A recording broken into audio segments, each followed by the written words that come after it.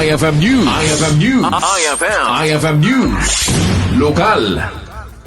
Impasingkeda dagiti umili iti barangay Saoit ta Burgos, Ilocos Norte ana pintas ti resulta na tinagbalin at 2 km health walk da manipod tourist center aging gana iti barangay hall nang rugi dayto iti oras kala sa istibigat aging gana iti nalpas da iti inobrada nga da iti tema na ahakbang para sa kalusugan linis para sa kalikasan ditoy akabayatan ti panagnada ket nagpidot da payan kaligiti basbasura awalabsan da basar ti report ani programa ket saan laing ang mga promote physical fitness ano di ket di agbalinda pay nga ehemplo iti kinadalon sa babaen kalagitoy nga akdang da tinasaong aktibidad ket mayan natop ti nutrition month team nutrition at kalikasan ating pangalagaan mangipalpalagip kada tayo iti panang tagiben ti aglawlaw ken ti bagi tayo maipanamnama nga adan tumalen ti kastoy aktibidad para kadagiti umili iti barangay Saoit, Burgos, Ilocos Norte.